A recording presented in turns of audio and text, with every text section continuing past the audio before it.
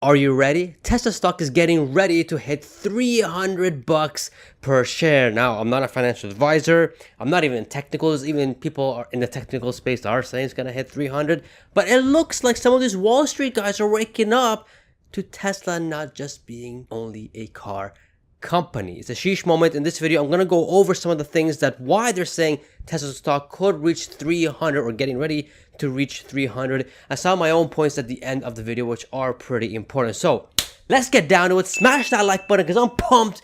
Let's go. Piper Sandler hosted two Tesla events, one covering the autonomous and the other one energy, and here are the takeaways. Starting off with the Megapacks. First point, Chinese companies are ramping up competition in the stationary battery market, but demand remains strong globally. And the crazy part is that Tesla doesn't even have a Megapack factory in China yet.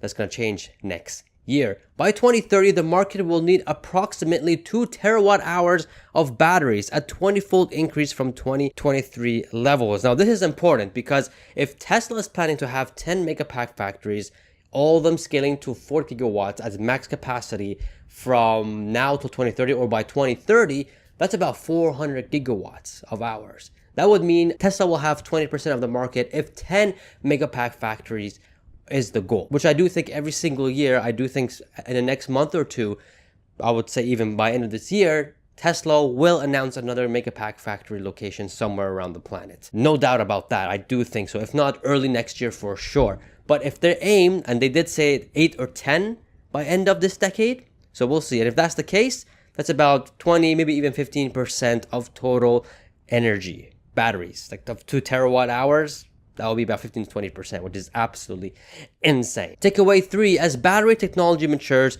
hardware could become a commodity and Tesla won't be able to compete solely on price, the investment bank stated. However, though, to win contracts, Tesla leverages its full ecosystem, including software and introverts, rather than focusing on offering the lowest price. Now, this is the competitive advantage that Tesla has. Their full ecosystem, software, introverts, even their hardware is top notch when it comes to the Megapack factory. And it's not like Tesla's gonna sit back and continue what they're doing. They're an innovative company. I'm sure they're gonna make some crazy technology with their Megapacks every single year that goes forward to make it easier, better, and more efficient. And here's the thing, guys, the ecosystem, software, introverts, hardware, all that, not many companies do this. Just throwing it out there. Number 5, Chinese competitors are largely absent from the US market, partly because these are long-term assets requiring ongoing service. This gets followed up by the next point saying geopolitical factors and the location of factories pose challenges for Chinese suppliers in the US market. I have no comment there. Moving on to the next one. A Megapack can weigh over 80,000 pounds, making shipping costly and highlighting the importance of local production. The new facility in Shanghai, expected to be online in 2025, will help Tesla compete more effectively in the Asian market. Man, I can't wait for that Megapack factory to be up and running in Shanghai next year. It's going to be absolutely awesome. Elon said that's going to increase the output triple the output. That's going to be flipping amazing. I can't wait for that. Next point, Tesla Energy operates on a project basis, leading to fluctuations in quarterly results, which makes long-term forecasting challenging. As we know, energy is lumpy. Tesla currently imports LFP cells and did not comment on potential in-house production using CATL machines. As we know, Tesla does produce their own batteries. I mean, if you look at the 4680 batteries, they produce themselves. Yes, they get help from Panasonic, only because they can't make enough of themselves. But the next point is important here. Tesla's strategy focuses on localizing or insourcing production to prepare for various potential market scenarios. That comes back to being vertically integrated. That's what Tesla does anywhere they are. Shout out to Brian from Futuraza. He says that Chinese Tesla is the most Chinese-built Tesla. A German Tesla is the most made German Tesla. And an American Tesla is the most American-made Tesla because everything is all in-house, in-source, vertically integrated. Last point. Tesla's energy long-term gross margin targets aligns with other segments at approximately 20%, and I do agree. Right now it's 24%.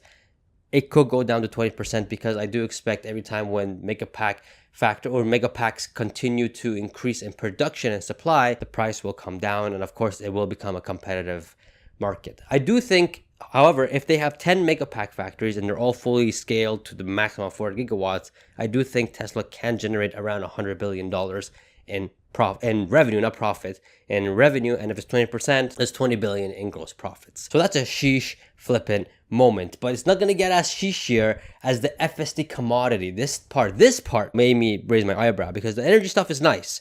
But the FSD is the reason why I went all in on Tesla stock. So smash that like button. Let's read some of these things because some of these things are pretty important. I'll skip some of the points that are not as important. I'll just go to the juicy stuff right away. Over the last 6 months, 107 users have submitted data using 6 different input methods. Data submissions tend to increase in the 1 or 2 months following the release of new FSD software versions. Participants in the tracker are generally diligent, level-headed, and objective using FSD regularly. However, bias outliers can be identified and removed from the data. The latest FSD version 12.5.x can travel 220 miles to 251 miles between critical disengagements, making an improvement from previous versions, which is a sheesh moment. And this number, the travel number, the miles number, is going to continue to increase over time as the FSD continues to get better and better. It's challenging to use these absolute numbers to draw direct comparison between Tesla's FSD and competitors like Waymo.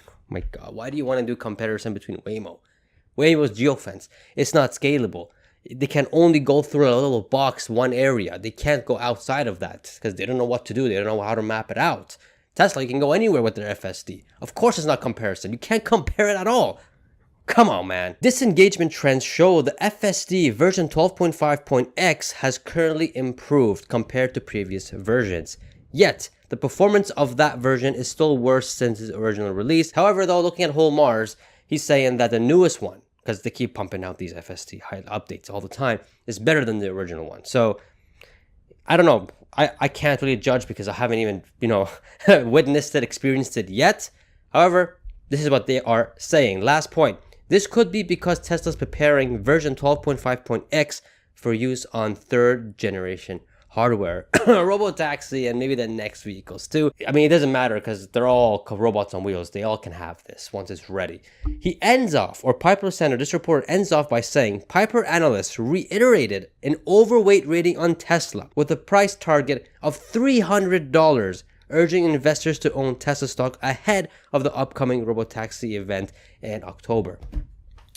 And looking at the Tesla stock right now, the whole market right now is pretty bullish right now. But nonetheless, looking at Tesla for the past couple of days, couple of weeks, it's doing pretty well. And if I didn't know any better, it's probably getting ready to hit 300. I mean, just look at the P. I know we shouldn't be looking at PE ratios because, it's hard to value a company like Tesla.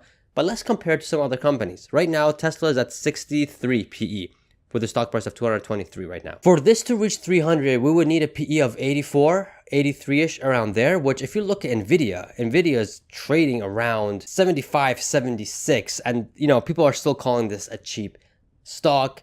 And look at Palantir, almost a 200 PE. It's like as if they're pricing in something. So is it true? Could it be the case that Wall Street is slowly pricing in FSD inside of Tesla? And we do know that Q3, maybe even Q4, will be the earnings or the quarter that change things around for Tesla. I'm talking about EPS growth going higher and higher, whether it's due with energy or auto margins are getting better, which I don't know how that auto margins will do in Q3. But if interest rates get cut, and I'm going back to my point, I'm going to the point now, how I think Tesla stock could run up, is that when interest rates get cut, Tesla stock will go up. Only because Tesla can now increase their prices, forcing Tesla and other automakers to increase prices or at least maintain them. But I think there's going to be an increase in price because demand will come back. It's just some, economics, simple economics. And just as how Tesla stock crashed when interest rates went up, I believe Tesla stock is going to roar the hardest when interest rates do go down. And that's why I have a price target of 350 end of this year since late of 2023, September of 2023, and I ain't changing it. And it looks like Tesla is getting ready to hit 300. Wall Street analysts are slowly waking up to it. They are urging people that before this robotaxi event, get some stock. And I'm not the one to say, financial advice. These guys are analysts. These guys are saying, buy it. I'm not saying buy or sell, do whatever. I'm just a guy on the internet who's going all into Tesla stock. But it's crazy to see that Wall Street is slowly waking up to this and seeing Tesla not only just as a car company, they're seeing it as an energy company and a autonomous driving company, as we saw with Piper Sandler. So that is a sheesh moment, and that's why I'm saying Tesla stock is getting ready to hit 300, potentially even maybe my price target of 350. Now, I am still working on my 2025 price target. I just need a little bit more information before I can get that out there. But nonetheless, these are the reasons why Tesla stock is getting ready to hit 300. The question is, are you ready? Because it looks like the market is ready. Even Elon Musk is warning the competition that, hey, if you don't adapt, you're going to die. You guys can check the video here that I made. It's pretty interesting what Elon was saying, and the visuals are kind of scary. But he's got a point. Subscribe, guys.